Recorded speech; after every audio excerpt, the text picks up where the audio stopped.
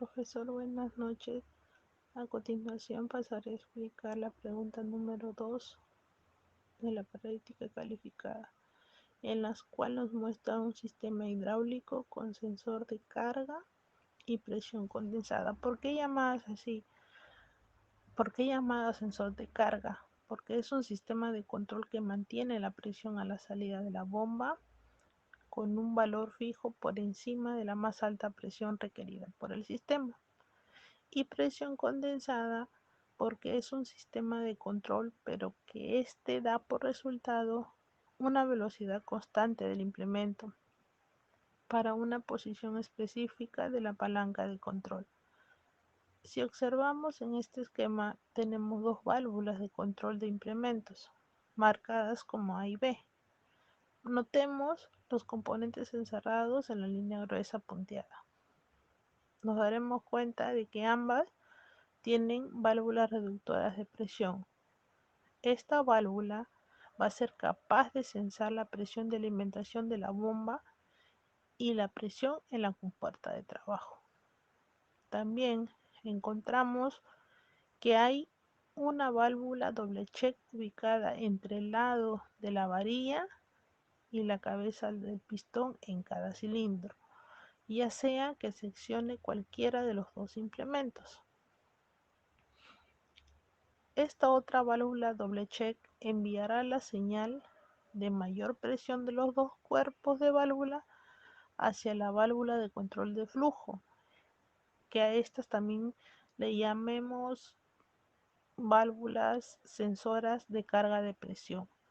Si hacemos trabajar estas dos válvulas al mismo tiempo, la válvula A, que tiene una presión en la compuerta de un trabajo de 2000 psi, mientras que la válvula B tiene 500 psi, la mayor de ambas presiones será censada en la cámara del resorte de la válvula de descarga, lo que se suma a la tensión del resorte de 2000 psi.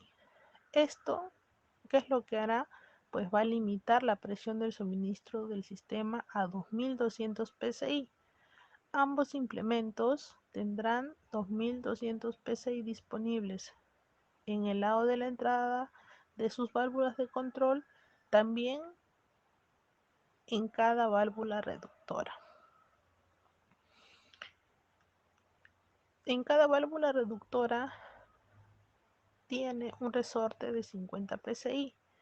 En este esquema, las válvulas reductoras de presión están conectadas en el circuito de tal forma de que detectan la presión de la compuerta del trabajo. Esta presión actúa en la cámara del resorte, oponiéndose a la presión del sistema de suministro de la bomba.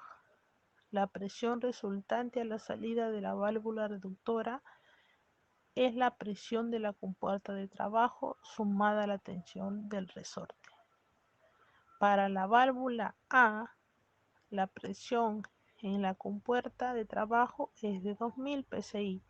Sumándole los 50 psi del resorte de la válvula reductora, nos da una presión en la compuerta de 2050 psi. Ahora pues bien, podemos calcular las caídas de presión de suministro desde la bomba, que es de 2200 psi, menos la presión en la compuerta de entrada del carrete de control, 2050 psi, que nos da 150 psi. La segunda caída de presión es a través del carrete principal, siendo en la entrada 2050 psi y en la salida 2000 psi. La diferencia es 50 psi, que es justamente el valor de resorte de la válvula reductora de presión. Veamos ahora qué pasa con la válvula B. La presión de la compuerta de trabajo de 500 psi se suma a la del resorte de la válvula reductora de presión de 50 psi, dándonos una presión en la compuerta de entrada de 550 psi.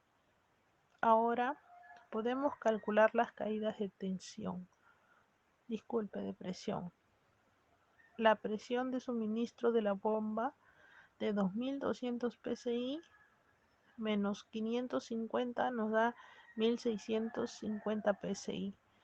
La segunda caída de presión es 550 psi a la entrada menos la presión de la compuerta de trabajo, que es 500 psi. Esto nos da 50 psi, que resulta ser el valor de resorte de la válvula reductora de presión. Entonces, podemos observar que tenemos una caída de presión a través de cada carrete de control de 50 psi, y esto se debe a que el resorte de 50 psi de las válvulas reductoras de presión minimice las fuerzas de flujo en el carrete del control principal, y esto, profesor, nos va a permitir reducir el tamaño de los resortes centrados y por lo tanto reducir los esfuerzos actuados sobre las palancas. Eso es todo. Muchísimas gracias.